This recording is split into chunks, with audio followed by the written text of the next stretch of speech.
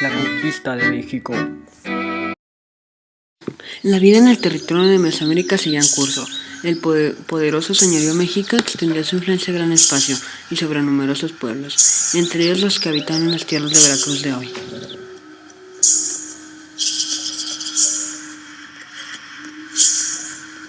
Es muy simple. Desde allá lejos, en Europa, la gente se lanzaba a investigar las nuevas rutas marítimas, en busca de materiales tan preciados como la seda, el oro, el marfil y la porcelana y especias. A partir de 1492 comenzaron a explorar las nuevas tierras descubiertas por Cristóbal Colón. La primera expedición fue en 1517. Francisco Hernández de Córdoba, con un grupo de españoles, salió de Cuba y arribó en Champotón, en las costas actuales del estado de Campeche. Descubrió y exploró la isla Mujeres y a Cabo Catoche, en la península de Yucatán. En una expedición en 1518, Diego Velázquez, gobernador de Cuba, envió otra expedición al mando de Juan de Grijalva, quien descubrió y exploró un río que actualmente lleva su nombre, el río Grijalva. Los expedicionarios bordearon la costa y pasaron por los ríos Tonalá y Coatzacoalcos. Al llegar al río Papaloapan, Pedro Alvarado, uno de los capitanes, navegó por sus aguas y volvió admirando lo que había visto. La expedición siguió hasta el río Jamapa, junto al poblado de Boca del Río. Ahí los esperaban unos emisarios de Tlatoani, Moctezuma, quien creían que los españoles eran enviados del dios Quetzalcóatl y venían a ocupar el gobierno de México. Pedro de Alvarado regresó a Cuba con los regalos para el rey de España y Juan de Grijalva. Siguió explorando la costa de Veracruz, Yaguanotla, Tuxpan, la laguna Tomiwa y río Panuco, en donde puso fin a su viaje y retornó a Cuba. En 1518, Diego Velázquez mandó a Hernán Cortés, pero al saber su posible rebeldía, Velázquez le retiró su aprobación. Aún así, Cortés salió en 1519 con la expedición que realizaría la conquista de lo que más tarde se llamó la Nueva España. Cuando Hernán Cortés y sus hombres llegaron a la isla de Cozumel, de ahí fueron a la costa de Yucatán, encontraron a Jerónimo de Aguilar, un soldado español que junto con un reducido grupo de españoles marineros había naufragado en 1511. 8 años después hablaba maya, por lo que le sirvió de intérprete. Siguieron costeando la península de Yucatán. Al llegar al río Grijalva, pelearon con los indígenas de la región.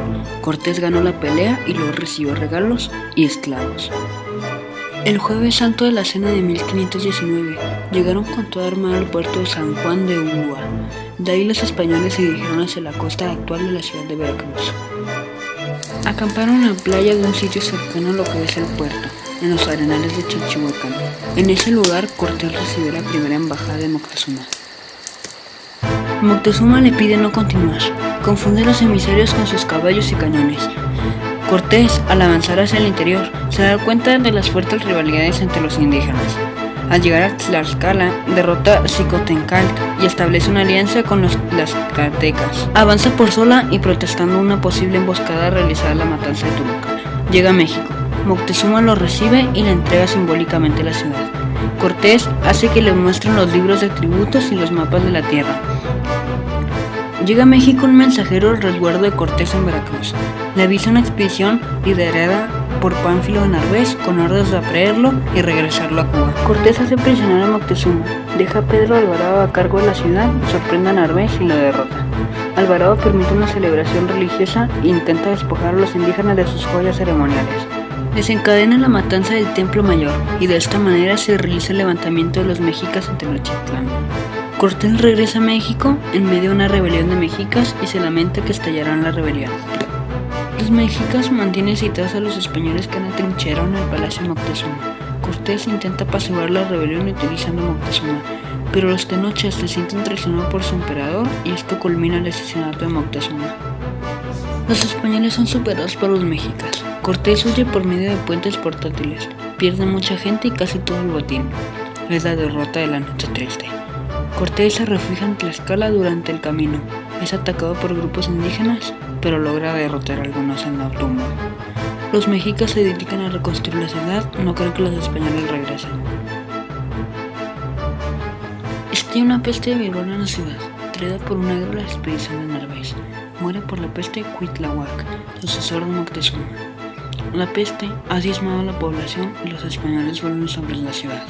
Cortés corta los abastecimientos y establece alianzas entre pueblos contra los mexicas. Al mismo tiempo que avanza el cerco de Cortés, se suceden riñas internas entre la clase dominante y son asesinados todos los príncipes de Moctezuma. Cortés fuertemente está arrasando la ciudad. Los tenochas que aún quedan hacen base en Tlatelolco y se enfrentan a los españoles. Hacen cautivos a algunos españoles y a varios indígenas aliados de los mismos, y los sacrifican frente al ejército de Cortés. El hambre azota la ciudad, mientras que los españoles y sus aliados forman un numeroso ejército. La rebelión comienza a extinguirse. Capturan a Cuauhtémoc, último emperador mexica, al día 13 de agosto de 1521, con lo que el episodio de la conquista de México Tenochtitlán llegó a su fin.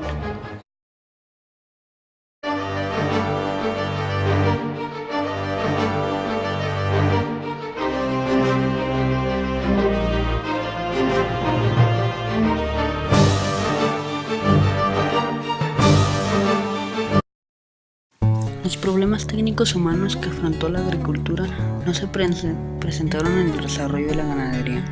En el campo de la riqueza ecuatorial, la cultura indígena no ofreció a los conquistadores ninguna especie de ganado. La introducción inicial de las diversas especies de ganados en cantidades reducidas por las dificultades del transporte se transformó en una fabulosa población animal. Los reales de la mina se utilizaron la ganadería como fuerza motriz, de carga y fuente básica de alimentación. Los mayores problemas suscitados por la ganadería derivaron en su progreso de aumento. El ganado caballar fue el primero en hacerse presentes como cabalgura. Algunos nobles y caciques indígenas alcanzaron el privilegio de poseer caballo, distinción que por ley se les restringió más tarde. La rápida multiplicación del ganado caballar redujo su precio y hasta los españoles y mestizos podrán disponer de caballo. Las telas de abrigo exigidas por el clima y la costumbre europea hicieron que el ganado lanar ocupara lugar destacado en la insípida economía colonial interna. Lo mismo que el ganado caprino. Este último fue muy solicitado por la dieta de los peninsulares y conveniente por su adaptabilidad a tierras secas y quebradas.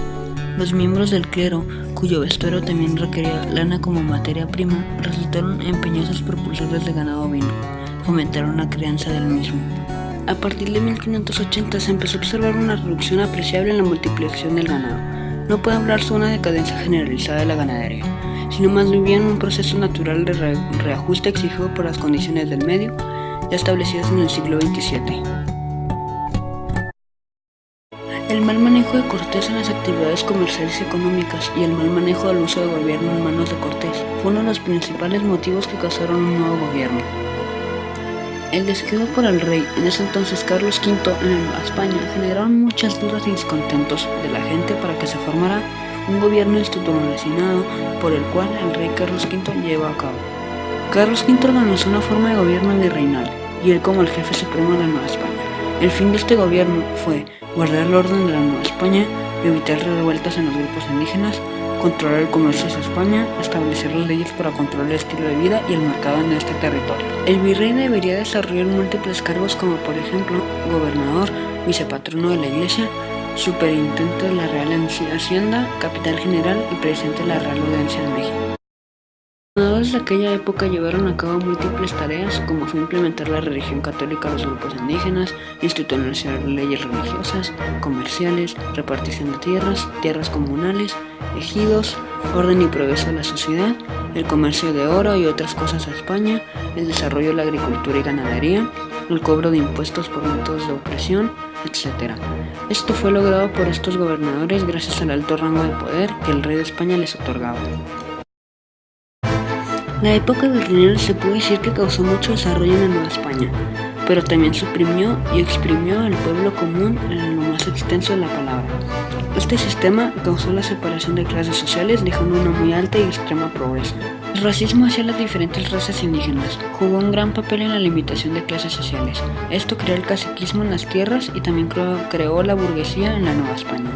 Como consecuencia de esto, vino la injusticia en la repartición de tierras, la indiferencia en las clases sociales e injusticia en el reparto de impuestos. La Iglesia jugó un gran papel en esta época, como mediador y represión de la gente. Esto llevaba a cabo el papel de mantener a la gente con ideales que al gobierno le convenía. También la Iglesia sirvió como forma para recaudar impuestos para el gobierno con formas de implementar miedo y oprimir al pueblo. Toda esta serie de eventos fue lo que creó las bases para lo que después fue la independencia de México.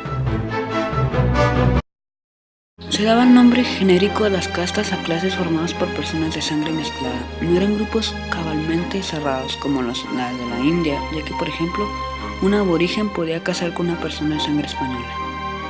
Los grupos más importantes de dichas castas fueron los mestizos con sangre de indios y españoles, que fueron los más numerosos, y cuyos descendientes, andando en el tiempo, han llegado a ser los más componentes que en mayor número habitan en el suelo mexicano. Si bien entonces fueron vistos como los menos apreciados por algunos, los mulatos con sangre de españoles y negros, y los ambos con sangre de indios y negros. Los criollos eran los descendientes de los españoles, nacidos en América. Con el correr del tiempo fueron más numerosos que los españoles y psicológica y socialmente llegaron a diferentes de estos. Los criollos también desarrollaron un papel muy importante en la alta sociedad de la Nueva España y llegaron a ocupar puestos muy altos en el gobierno. Hasta antes de la conquista española, algunas zonas del territorio mexicano, sobre todo en el centro y otras del sur y sureste, estuvieron muy pobladas. Su número es impreciso y aún ha sido exagerado notoriamente por algunos. A este propósito conviene decir que los acontecimientos que provocaron una disminución demográfica fueron los siguientes: las guerras y opresiones criminales y el mestizaje. Los indígenas en la Nueva España básicamente hacían el trabajo pesado en la sociedad, pero no eran los esclavos de una sociedad.